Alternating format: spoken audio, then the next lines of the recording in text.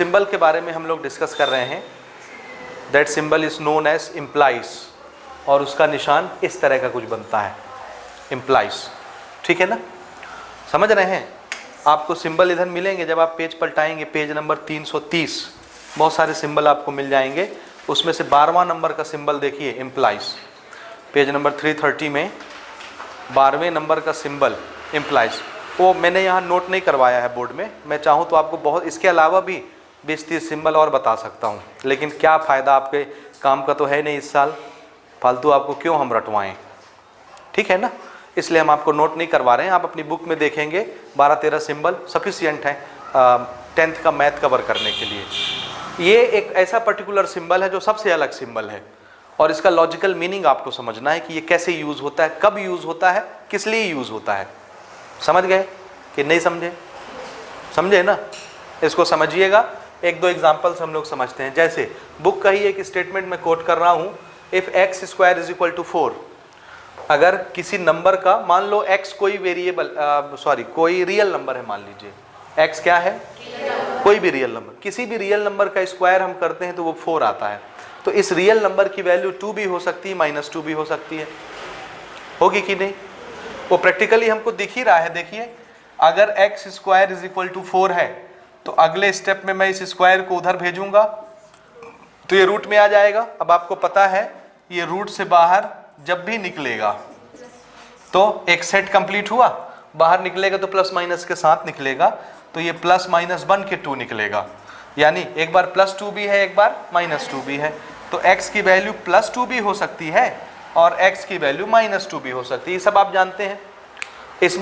इसमें बताने लायक क्या है ये तो हम जान रहे हैं, लेकिन इसमें समझने योग्य क्या है? समझने योग्य ये है, ध्यान से समझिएगा। देखिए, अगर ये सिचुएशन फुलफिल होती है तो ये अपने आप हो जाती है, इसको बताने की जरूरत नहीं पड़ती, ये हो ही जाती है। समझ आया कि नहीं आया? आया? बोलिए, बोलिए जोर से। नहीं, अभी नहीं आया, आप मेरे दबाव में आया बोल रहे हैं, अभी नहीं आया है। x स्क्वायर की वैल्यू अगर 4 होगी तो ऑटोमेटिकली x की वैल्यू कितनी होगी, 2 - 2। तो ये होगा, तो ये हो जाएगा अपने आप। जैसे एक सिक्का हमने लिया, 1 रुपया का सिक्का, हमने उसको टॉस किया, टॉस करेंगे वो ऐसे पलट पलट पलट के आपके हाथ में जब गिरेगा, मान लो आपके हाथ में ऊपर वाला टॉप आया, उसका हेड आया, तो आपके पास हेड आया तो टेल ऑटोमेटिकली आ गया कि नहीं आया? उसके साथ हेड है तो टेल होगा ही होगा, भले आपको दिखे या ना दिखे। समझ आया? तो हम इसको ये बोलेंगे कि अगर एक घटना घटी, एक चीज हुई, तो दूसरा अपने आप हो गया, वो हमको दिखे या ना दिखे। समझे? नहीं समझे? समझे। तो यहां पर देखिए, दिस इज सिचुएशन नंबर 1, तो इसको मैं इस तरह से लिखूंगा। ये स्टेटमेंट नंबर ए, मैं इसको पहला स्टेटमेंट बना रहा हूं। Statement number A, if x square is equal to 4, ठीक है ना। Statement number B, if x is equal to 2 और -2। If x square is equal to 4, अगर पहला स्टेटमेंट सच होता है तो दूसरा स्टेटमेंट अपने आप सच हो जाएगा, क्योंकि ये हुआ तो अगले स्टेप में तो यही आना है स्क्वायर सॉल्व करने के बाद। समझ रहे हैं? तो अगर ये हुआ तो ये हो जाएगा। इसको हम बोलते हैं if a is possible, if a is happen, then b is also happen. If a then b, अगर a हो गया तो b भी हो जाएगा। समझ आया? ये बीच का जो then वाला पार्ट हमको अंग्रेजी में लिखना पड़ रहा है, ठीक है। इसी को छुपाने के लिए हम लोग ये सिंबल यूज करते हैं, इम्प्लाइज, और इसको हम लोग लिखेंगे if a is happen then, अब बीच का हमको स्टेटमेंट नहीं लिखना है, हम सिर्फ ये लगाएंगे A implies B। समझ आया? आया कि नहीं आया? अगर A होगा तो B अपने आप हो जाएगा, यानी A हुआ तो B भी हो जाएगा, तो इसको बोलेंगे A implies B। A हुआ तो B भी हो जाएगा। हो जाएगा के लिए हम लोग वर्ड कौन सा यूज कर रहे हैं? implies। इसी को हम लोग अदर वर्ड में क्या यूज करते? A implies B, ऐसे। और ये implies हमको लिखना ना पड़े इसलिए हमने ये सिंबल बना लिया, A implies B। बात समझ रहे हैं? अगर ये होगा तो ये अपने आप हो जाएगा, अगर सूरज निकलेगा तो रोशनी अपने आप हो जाएगी, तो अगर पहला स्टेटमेंट ट्रू हुआ तो दूसरा अपने आप होने वाला है कि नहीं? तो पहला स्टेटमेंट है सूरज निकलेगा, दूसरा स्टेटमेंट है रोशनी फैलेगी। तो अगर सूरज निकला, पहला स्टेटमेंट पूरा हो गया तो दूसरा अपने आप हो जाएगा कि नहीं? तो हम बोलेंगे if A happen then B also happen. तो इसको बोलना है ए इंप्लाइज बी, ए हुआ तो बी भी हो जाएगा। समझ आया? ए इंप्लाइज बी, समझ आ रहा है? यानी ये हो रहा है तो साथ में इसको होना ही पड़ेगा, ये हो जाएगा अपने आप, ए इंप्लाइज बी। कुछ समझ में आया? मैं इसको और एक छोटे से एग्जांपल से आपको समझाता हूं तो आपको बात ज्यादा क्लियर कट समझ में आएगी।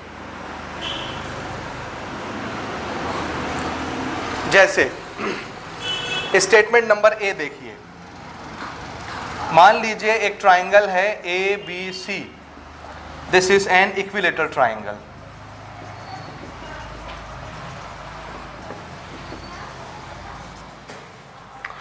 ए बी सी एक ट्राइंगल है और ये कौन से नेचर का ट्राइंगल है? इक्विलेटरल। क्या प्रॉपर्टी होती है इक्विलेटरल की? All side. कितने साइड्स हैं? ऑल 3। तो all 3 sides are equal in equilateral. ठीक है। स्टेटमेंट बी है triangle A B C is an isosceles triangle. अब एक बात बताइए मुझे, अगर एक ट्राइंगल के 3 साइड इक्वल हैं, ध्यान से सुनिए, एक ट्राइंगल है, कितने हैं? एक, और उसके तीनों साइड बराबर हैं, तो उस ट्राइंगल को क्या बोलेंगे आप? इक्विलेटरल बोलेंगे। अब मुझे ये बताइए, अगर एक ट्राइंगल के तीनों साइड बराबर हैं, तीनों, तो क्या उसी ट्राइंगल के 2 साइड आपस में बराबर होंगे? बोलिए ना। एक ट्राइंगल के तीनों साइड आपस में बराबर हैं तो वो इक्विलेटरल बना बैठा है, तो क्या उसके 2 साइड भी बराबर होंगे? होंगे ना। ये तो बेवकूफ़ी टाइप का सवाल है। जब 2 बराबर थे तब एक और बराबर हुआ तो 3 बराबर हो गए। तो किसी के 3 बराबर है तो 2 बराबर होंगे कि नहीं होंगे? पहले से होंगे। तो अगर 2 बराबर है तो आइसोसेलस है कि नहीं है? तो अगर एक ट्राइंगल इक्विलेटरल है तो वो अपने आप में आइसोसेलस भी है कि नहीं है ना? तो अगर पहला स्टेटमेंट सच होता है तो दूसरा अपने आप हो जाता है कि नहीं? तो हम क्या बोलेंगे? ए इंप्लाइज बी। ए होगा तो दूसरा होगा ही होगा अपने आप। समझे कि नहीं समझे? अच्छा, इसका उल्टा बताइए, अगर मैं इसको लिखता स्टेटमेंट ए और इसको लिखता स्टेटमेंट बी, क्या ये पॉसिबल है? एक ट्राइंगल, या नीचे से ही ले लो, ऐसे ही लिखे रहने दो, मैं आपसे पूछ रहा हूं ये पॉसिबल है कि नहीं? ये है। पहला शर्त अगर होगा तो दूसरा अपने आप इंप्लाई हो जाएगा, हो जाएगा। लेकिन अगर मैं बोलूं कि ये बताइए बी इंप्लाइज ए, होता है कि नहीं? सोचिए सोचिए थोड़ा सा। पहली शर्त क्या? पहले किसको देखना है? बी। क्या? एक ट्राइंगल है जो आइसोसेलस है। अगर आइसोसेलस है तो कितने साइड बराबर? 2 साइड बराबर। तो अगर एक ट्राइंगल के 2 साइड बराबर हैं तो क्या तीनों साइड बराबर हो सकती हैं? अरे उसके लिए आपको प्रमाण देना पड़ेगा, प्रूफ देना पड़ेगा, बहुत सारे अरेंजमेंट करने पड़ेंगे। आप श्योर हैं क्या एक ट्राइंगल के 2 साइड बराबर हैं तो उसकी तीसरी साइड भी आपस में बराबर होगी? श्योर है क्या?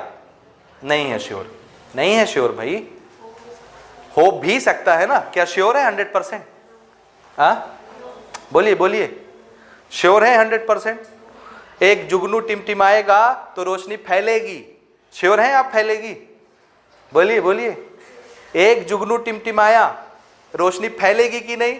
हमको लगता है फैलेगी, लेकिन क्या वाकई में फैलेगी? नहीं फैलेगी। लेकिन सूरज निकलेगा तो रोशनी फैलेगी कि नहीं फैलेगी? आप 100% श्योर हैं कि नहीं? श्योर हैं।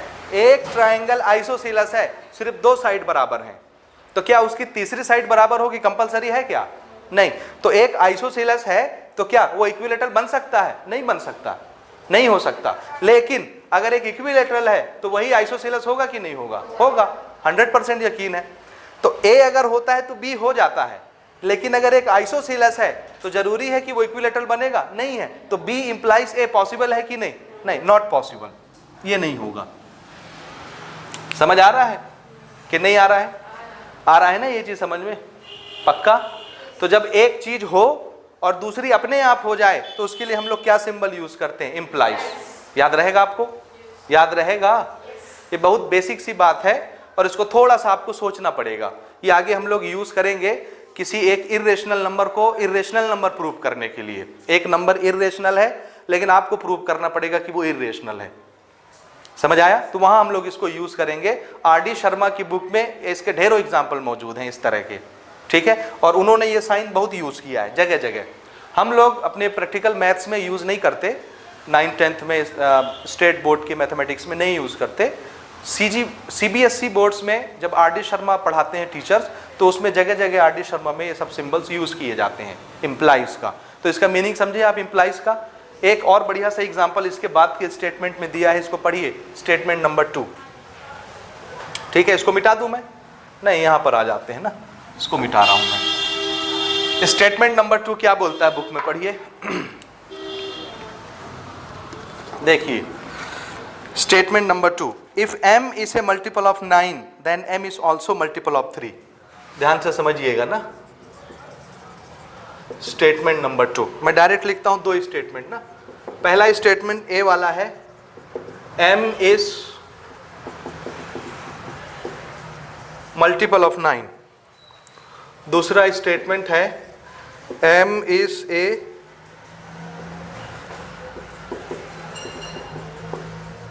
Multiple of 3। देखिए ऊपर स्टेटमेंट है, if m is a multiple of 9 then m is also multiple of 3। होगा कि नहीं?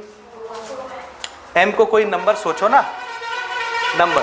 ये मल्टीपल मल्टीपल तो मैं पहले भी बहुत यूज करते आ रहा हूं, तो आपको मीनिंग समझ आ रहा है मल्टीपल का क्या मतलब होता है? जो उसके टेबल में आता हो। m एक ऐसा नंबर है जो 9 के टेबल में आता है। 9 1 जा 9, 9 आया 9 के टेबल में, 18 9 के टेबल में आया, और मुझे आगे याद नहीं है, आप बताइए। 27 36 45 54 63 72 81 90, और फिर आगे 99, और आगे आप नहीं बता पाएंगे, बताइए। 9 जोड़ जोड़ के ये सब। आप ऐसा बिल्कुल नहीं सोचिएगा कि 90 तक टेबल होता है फिर टेबल खत्म हो जाता है ना, वो आप आगे पढ़ते नहीं हैं। नहीं तो 9 11 जा 99 बनेगा, 9 12 जा 108 बनेगा। हम आगे पढ़ते नहीं, लिखते नहीं। इसका मतलब ये नहीं कि टेबल इतना ही होता है, समझ रहे हैं ना? तो m एक ऐसा नंबर है जो 9 के टेबल में आता है। अब 9 के टेबल में जो जो नंबर आते हैं आप चेक करके देखिए, 3 के टेबल में आता है कि नहीं आता? आएगा ही आएगा।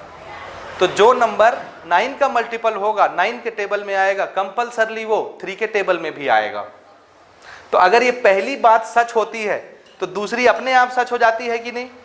हो जाती है ना। तो इसको हम क्या लिखेंगे? A implies B। ऑटोमेटिकली सच है। अगर ये हुआ तो ये हो जाएगा। समझ में आ रहा है? लेकिन क्या ये पॉसिबल है? क्यों? एक नंबर जो 3 के टेबल में आता है 9 के टेबल में भी आएगा क्या? एक नंबर 3 का मल्टीपल है, वो 9 का मल्टीपल भी होगा? होगा? बोलो। नहीं होगा, नहीं होगा।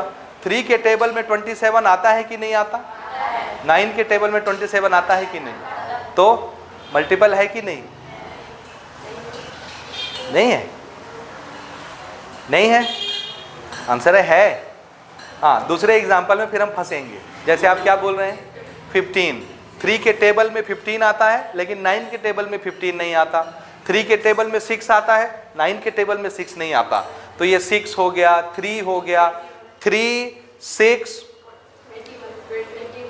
21, हाँ 21 15 21, इस तरह आगे और आप चले जाइए 24। ये सब 3 के टेबल में तो आते हैं लेकिन 9 के टेबल में नहीं आते। इसलिए जो 3 का मल्टीपल है जरूरी नहीं है कि वो 9 का भी मल्टीपल होगा।